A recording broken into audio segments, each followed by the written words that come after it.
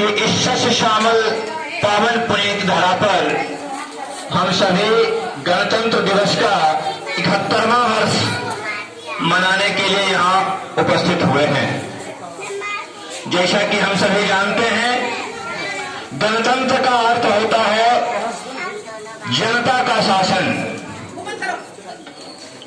जनता का शासन का मतलब यह होता है कि जितने भी विधायक, एमपी, एमएलए जो भी चुने जाते हैं, उन सभी को चुनने का अधिकार जो होता है वो जनता के पास होता है। इसका मतलब हमारे देश की जनता सबसे ऊंची पोस्ट पर होती है। हमारे देश की जनता के पास का अधिकार सबसे बड़ा होता है। इसी अधिकार को दिलाने के लिए हमारे देश में संविधान लागू किया गया। किसी भी नेता को चुनने के लिए हमें वह अधिकार दिया गया जिसके माध्यम से हम अपने देश के राष्ट्रपति, प्रधानमंत्री और मुखिया, सरपंच जो भी होते हैं, जो हमारे देश में नेता होते हैं, उन सभी को चुनने का काम करते हैं। अर्थात देश की जनता सबसे ऊंची है। इस चीज को ही दर्शाने के लिए भारत में एक संविधान लागू किया गया, एक कानून बनाया गया। 20 मिनट लगते हो। हमारा देश 15 अगस्त 1947 को आजाद हुआ था, लेकिन हमें संपूर्ण आजादी नहीं मिली थी। संपूर्ण आजादी का मतलब यह होता है कि हम अपने देश में अपने आप को गौरवान्वित महसूस करें, हम अपने देश में राजाओं को चुन सके, हमें समान अधिकार मिल सके, समानता का अधिकार जो संविधान में अधिकार दिए गए, इन सभी का मुझे अधिकार प्राप्त हो, इसे संपूर्ण आजादी कहते हैं। 26 जनवरी 1950 को हमारा संविधान लागू हुआ। जब हमारे देश में संविधान लागू हुआ तब मुझे संपूर्ण आजादी मिली। और उसी 26 जनवरी 1950 से हम प्रत्येक वर्ष अपने देश में गणतंत्र दिवस मनाते आ रहे हैं। जैसा कि हम सभी जानते हैं, इस आजादी की प्राप्ति के लिए अनेक वीर सपूतों ने अपने प्राणों की बलिदानी दी, अपने प्राणों की आहुति दी। इतना ही नहीं, कितनी माता और बहनों की गोद सोनी हो गई, तब जाकर हमें यह आजादी प्राप्त हुई। आजादी प्राप्ति का यह दिन इतिहास के पन्नों में स्वर्णाक्षरों में अंकित है। 26 जनवरी 1950 से प्रत्येक वर्ष प्रत्येक विद्यालयों में, ऑफिसों में, कार्यालयों में, हमारे देश के लाल किले पर, इन सभी जगहों पर तिरंगे को सलामी दी जाती है, तिरंगा फहराया जाता है। हमारे देश के राष्ट्रपति आज के दिन लाल किले से झंडे को फहराते हैं, अमर जवान ज्योति पर शहीदों की बलिदानी को याद करते हैं।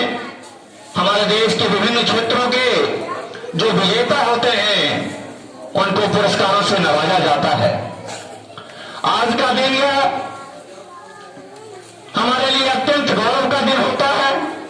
प्रत्येक भारतवासी, चाहे वो बूढ़े हों, चाहे बच्चे हों, चाहे जवान हों, सभी के मन में एक अलग सा उमंग, अलग सा जोश होता है। हमारे देश के बच्चे हमारे देश के भविष्य होते हैं। इन नन्हे मुन्ने बच्चों का भविष्य हम शिक्षकों के हाथ में होता है। गणतंत्र दिवस मनाने का यह अभिप्राय कतई नहीं है कि हम सिर्फ जलेबियां खाएं, हम सिर्फ प्रोग्राम्स करें। इसका मतलब, इसका अभिप्राय यह होता है कि आज के दिन हम संकल्प लें कि हमारे देश का प्रत्येक बच्चा एक शुभ नागरिक बने। इसमें हमारे देश के शिक्षकों का सबसे महत्वपूर्ण योगदान होता है। इसलिए शिक्षकों के लिए भी यह गौरव का दिन होता है कि ये इस दिन प्रण लें कि मैं अपने कर्मों को सच्ची निष्ठा के साथ निभाऊंगा और अपने देश के भविष्य, अपने देश के नन्हे मुन्ने नौनिहालों का अच्छा देखभाल करूंगा, उन्हें अच्छे संस्कार से संस्कृत करूंगा। हमारे देश के बच्चों में जब अच्छा संस्कार दिया जाएगा तभी ये बच्चे आगे चलकर हमारे देश के अच्छे नागरिक बन सकते हैं। दिवस मना रहे हैं, लेकिन कहीं न कहीं हमारे मन में ये शिशक होती है, कहीं न कहीं हमारे मन में ये बात उठते रहती है कि क्या आज भी हम संपूर्ण रूप से आजाद हैं। इसका ज्वलंत उदाहरण अभी आप देख सकते हैं। संपूर्ण देश में कहीं न कहीं किसी न किसी मुद्दे को लेकर विरोध उठता रहता है। भ्रष्टाचार के मुद्दे उठते रहते हैं, किसी कानून का विरोध होता है। ये संपूर्ण आजादी नहीं है। अगर इस तरीके का विरोध हमारे देश में होता है तो यह एक अच्छा मैसेज नहीं होता। हमें अपने बच्चों को अच्छे संस्कार के माध्यम से अच्छे संस्कार देने के दौरान यह बताना होगा कि कानून सर्वोपरि होता है। चाहे वो कानून देश का हो, चाहे वो कानून राज्य का हो, चाहे वो कानून जिले का हो, चाहे वो कानून विद्यालय का हो। विद्यालयों में भी विद्यालय के द्वारा बनाया गया प्रत्येक कानून उन बच्चों के लिए उतना ही महत्वपूर्ण है जितना कि देश के सैनिकों के लिए, देश के आम नागरिकों के लिए बनाया गया कानून है। शिक्षकों को उस कानून का पालन करवाना सबसे प्रथम कार्य होता है। आप सबों से निवेदन है कि बच्चों के अनुशासन का, बच्चों के अच्छे संस्कार का आप लोग ख्याल रखें।